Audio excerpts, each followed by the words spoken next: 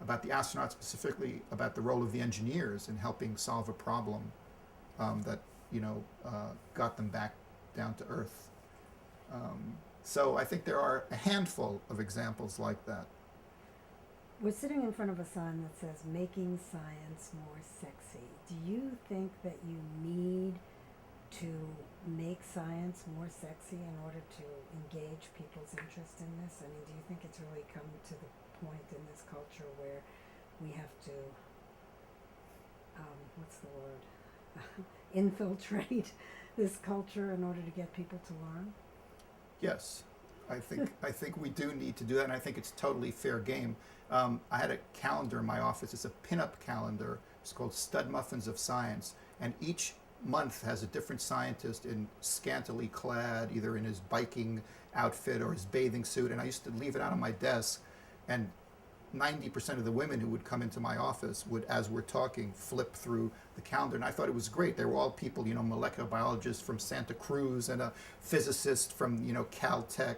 And I think it's a way of looking at these people that you don't normally, adopt. And I think it's just another crack in the stereotype, and a way for you to understand that they are your brothers and sisters and fathers and daughters and mothers who do this, that it's a human enterprise. It's done by other people. Apparently Galileo drew crowds. I mean, his lectures were wildly popular, and he was very much admired. And yeah, I think he was charismatic, which is again why he fits the rock star idea. And I think he enjoyed his fame. He reveled in it, and he was a performer. And I think even today it's true that scientists understand that in order to succeed, you also have to go after a good problem. You ask Jim Watson why he went for the double helix, he'll tell you because we knew we could get it. And you don't win the Nobel for not solving a problem. They knew it was a solvable problem. So you have to pick a good problem. Then in Jim Watson's case, he wrote a book called The Double Helix, which was a bestseller and dramatized his and Francis Crick's pursuit of that cracking that puzzle. So I think and scientists understand that how the public perceives you is very important to your work, or can be very important, and you can ignore it at your peril in some instances. I know you and I discussed this briefly when we last saw each other, about how we both felt this should be a musical and a theatrical presentation. And my interest, of course, initially was the music, because I'm a music person and I liked the music, and I thought the music was commercial, kind of on a level, only better than Jesus Christ Superstar or Godspell or any of those, but with a much more intellectual, more interesting message. So to me, I've just been pushing this along, nudging it along, trying to get to that point. Do you have some sort of vision as to what you would like to see happen with Stargazer, the musical? I'd like to see the book written, and then I'd like to see it cast, and then I'd like to see a dress rehearsal. I think all the elements are there. I think we just need to get the actual, the steps completed, and then try it out, because as you do with anything, because you're going to learn a lot when you actually get these people on the stage. But I think, again, the core idea remains as vital and as powerful as it was when Craig and I first discussed it. And we talked for a while with Stephen Sondheim about doing a musical. He was interested in the story of Ramanujan, the great Indian mathematician, and his relationship with Hardy, who was an Oxford Don. And for a while, he was looking at doing that, a musical. And of course, Sondheim, I think, is a supreme artist, and it would have been great. In the end, he turned us down, saying, I couldn't hear them sing. But he spent about a year really looking at it closely and considering it. And I think he understood there is a lot of promise, a lot of rich material here that hasn't been exploited. And I think if this comes off, it would be one of the first examples of taking something that you think of as kind of really esoteric and daunting and hard to understand, and opening it up to the public. So I think that, and people like to learn, if it's done in a enjoyable manner. I mean, if they're not being lectured at. I think if people knew that Galileo was this sexy, or that he drew these kind of crowds, or that he was charismatic, or just his relationship with women that he had, or just the relationship that he had with the church, or how he calmed them, or even if you turn him into a lovable rogue, I mean, there's so much material here that's so prime for exploiting in a theatrical presentation. Plus, the music is so melodic that Yeah. I just wish David Bowie was like 30 years younger because that's who I saw in it. But Yeah. And he was a revolutionary, and people understand revolutionaries, right? I mean, so he was the bad boy of his day, and he was really throwing, he was challenging all the received wisdom, and that was dangerous and threatening in some ways. As all whether it's in music, whatever, whenever it's a real revolution, you're challenging things, and it makes people uncomfortable. So I think people get behind that kind of figure, and we have the benefit that he succeeded. So he's, and he's endured. I mean, he's really one of the great figures of history, in any field, not even just in science. I mean, he has to be counted among one of the really great men of history. Craig, anything else? I'm just trying to think. I mean, I've asked him everything I would, want to cover, but you tell me Go ahead. if there's more. It was actually pretty spot on. Yeah, I mean, you nailed it. Yeah. You answered everything like we need, I think. Okay, Yeah. but no, go Right? ahead. Without No, going but on you're and reminding on me of and stuff. on. Like the thing about Stargazer, you're 100% right, and it's just not fresh in my mind. And you are exactly right. That is what happened. So I may have, it's been. But just tell me some things that you might want to add, and I'll ask Yeah, the I'm trying to think questions so we can put some them of into. these sort of anecdotal, Yeah. as we Fun. Vatican? Kind of, the Vatican trip. I'm Swore. trying to remember we had any. Well, let me just ask him some questions. Okay. I See don't if it remember refreshes much. his Yeah, I memory. mean, I You want don't Craig to remember much. prompt You were me. jet lagged. It was a usual Craig trip, like 2 days, so you were jet Exactly, lagged. Yeah. exactly. It was very. I yeah. was on Mars for the entire 2.5 days. I we was were there. I was particularly tired. I actually remember nodding at some point. But on the other hand, look, I remember they showed us their art collection. I forget where it was that he took us on this Vatican tour. Archives. The Vatican Archives. I mean, Okay, really, wait. Let's stop and let me ask the question.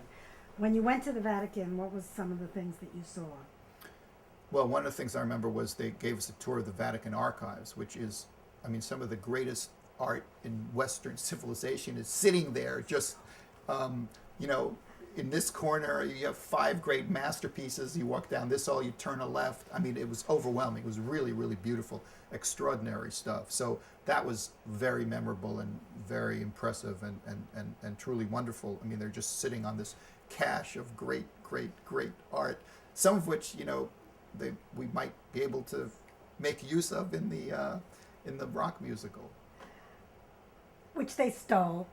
I'd like Oh, to yeah. just add. Okay, no, wait, hold on 1 second. But you didn't get to see any of the Galileo orcas. Those are in Pisa, right? No, The we telescope, didn't all that stuff we is in didn't see Pisa. The instruments. That a lot of that stuff is scattered Right. mainly in Okay. like. But you one- did meet I with do- Cardinal Oh Poupard yeah, I do himself? remember. Here's one. Yeah, please. That Judge. we had Irwin and you, myself, and Giorgio and Stefania. Giorgio, I love. But we kind of went into the. Remember when Cardinal Poupard sort of read the speech, Yeah. and sort of got up, but it's like, the 3 Jews sort of in the room, but kind of, this was and maybe as mentioned, Cardinal Poupard was the head of the Galileo Commission, and they Oh, that's studied. Are they the ones that apologized? Yeah. Okay, so Well, let me phrase this. Well, like they studied the topic in depth from 1979 till 1992. Mm-hmm. So it's not like they spent a weekend. And they issued a letter from Pope John Paul, which is considered the apology or the acceptance of Galileo or the rehabilitation of Galileo. But it was, it wasn't this was the senior person, the most knowledgeable person in the Catholic Church. Who, Poupard? Poupard. Right, yeah. About Was he Galileo. the head of culture or something? He Yeah. was the head of all the pontifical academies. But not anymore, not with this new pope. No, he's been ill. Oh, okay. So, Was he wearing his outfit and everything? I think he had the purple robes on. And Yeah. the Where big was chain. this meeting? We were actually at the Pontifical Academy of Culture. Where is that is in that where it was? relation? Yeah. In St. Peter's. W- Where w- is? for that meeting. Was it in St. Peter's?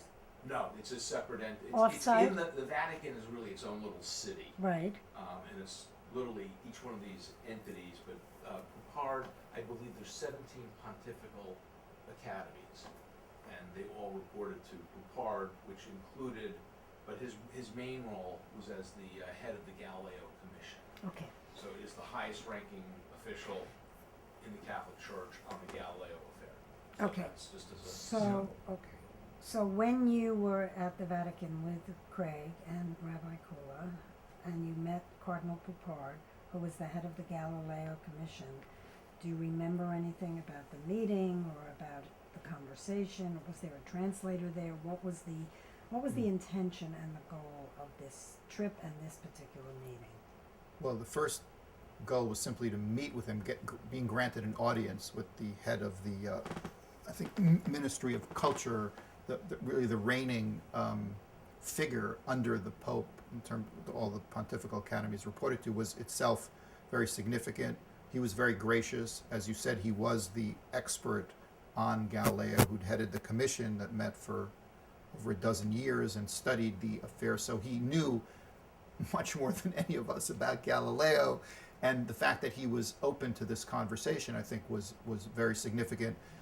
And the fact that he was giving us the Vatican's blessing, and he read out this proclamation supporting this venture specifically, and saying how the church welcomed this musical and a series of events that Craig was planning around it, and wanted to cooperate and wanted to open a dialogue.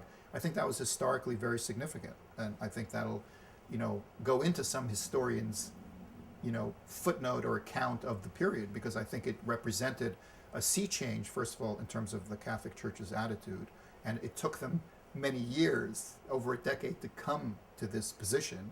And you could argue that we were among the first beneficiaries of that changed attitude, and that Craig's musical was taking advantage for the first time of their greater openness to this. We couldn't have had this conversation 10 years earlier. Question is whether can we have it 10 years from now? I'm not sure either, but it was a great moment when everything was open. What was he like? What did he look like? How did he seem? He was, actually, I wish I had a picture. He was an older man. He was very dignified. I mean, they all impressed me as being extremely cultivated and subtle people. And so I think you have to read them. I mean, I think they speak on multiple levels. And I don't pretend to be, an expert on deciphering every level. And there was a translator, and there was a language issue as well. But certainly the feeling of goodwill and openness, and you feel when you enter the Vatican and you go through many stages, is that you are being given an audience, a very privileged audience. I mean, and you're aware of that. So we had penetrated into this very upper echelon of, and so it was exciting. Was it very hush-hush and somber and respectful and tiptoeing and? No, I remember he was even I wouldn't say flirtatious, but there was a woman with a Stefania, and Cardinal Poupard obviously liked her and was charming with her. So I don't think I wouldn't describe him as uptight. I mean, I think in fact he was fairly engaging given his office and his position and all of that. Did they offer you anything to eat or drink? I'm sure they did. Craig will remember, but I don't actually remember what we had. You were too jet lagged. Yeah. That's a good place to cut in there and ask about the Yeah, accommodation. I don't remember. We had tea earlier, I but think not they- with him. Not with him. We were so out of it when we went. Remember, you dropped your BlackBerry in the toilet and it didn't work for 2 days. But we had that fantastic good. dinner. Oh my God, But we had that Sure, great dinner. everything. But we had that. Well, I'm a reporter. But we had that great dinner at that restaurant. I don't remember the name of it that Giorgio took us to with that whole big group of people. Oh. It's one of Bob's favorite He restaurants. took us to and that Well, when the we went to. Vatican- You were No, at the no, observatory. not at the Yeah, Vatican. I was at the observatory. This was in Trastevere. We went to dinner okay, that night, up the hill. and it was your birthday. Yeah. Yeah. Wow. Anyway. How many Well, you we been? went, actually, what we might want to, two other things, that if you want to Yeah. just, you remember Professor Shea, Yeah. who was, Remind me though. he's The actually, expert. he's the expert that Cardinal Poupard picked, and he is literally We holds okay? Do the you have to actual finish the tape? Galileo, We have about 15 minutes on this Okay. table. the Galileo chair at the University of Padua. Padua, that's what it is. So, Oh, I thought it was. well, Okay. part of the trip, but we met Yeah. with Professor Shea, who was appointed by Poupard to work with us. To work with us. And Yeah. then Father Joseph Coyne, who was the head of the Vatican Observatory, I believe. Yeah, is his which has title. been moved away since, right? Yeah, It's- yes. Is it Closed Joseph or down. George? Not Joseph Coin? Okay. It's George. Father Coin. Father Coin. Father Okay. Coin. So, wait, can you turn